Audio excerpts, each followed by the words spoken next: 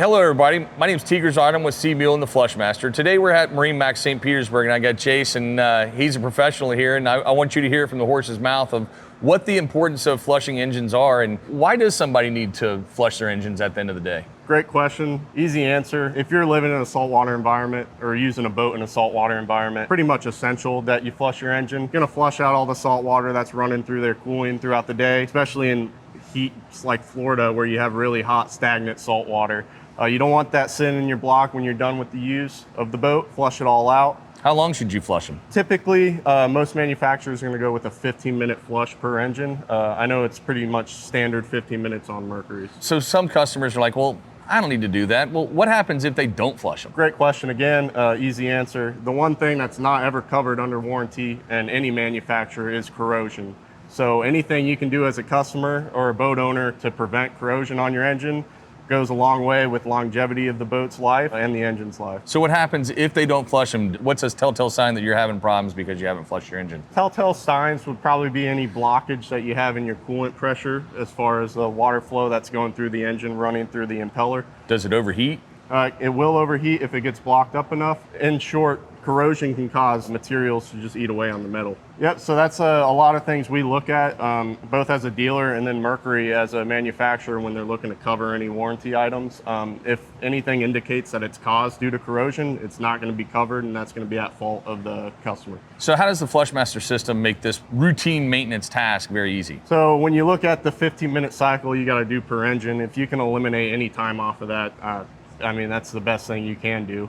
And so the Flushmaster Quick Connect fitting pretty much removes the headache of twisting a cap off and threading on a hose each time, because you can use the female fittings on the hose, keep them on there at your dock. When you get back, it's a quick removal of the cap and a pop onto the hose, and you're super straight simple to flushing for your 15-minute cycles. So I have had some customers ask, well, I have water coming out of the end of the cap. Why is that? So there's pretty much a check valve along the plumbing, mainly on the larger Mercury horsepowers. It's allowing water to flow through the flush cap one way, but it's not letting your raw water to flow back the other way through the cap.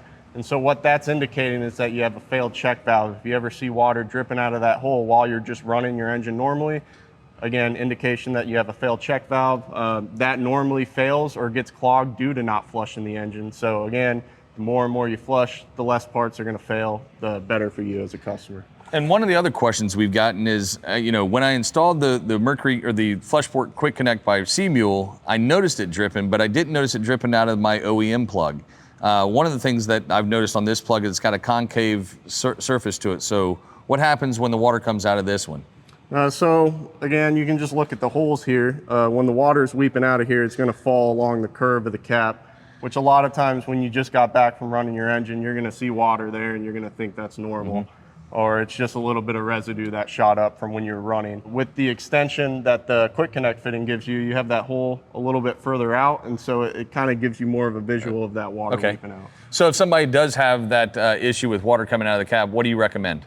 Contacting your dealer. A lot of times if that check valve fails the wrong way and you connect your flushing hose, you're not going to get water to the block. So that'll be a good telltale if you don't have any water coming out of the exhaust at the lower unit or out the P hole. The P hole, pretty much. Well, man, I certainly appreciate your time today and answer those simple questions. No problem. Really appreciate it.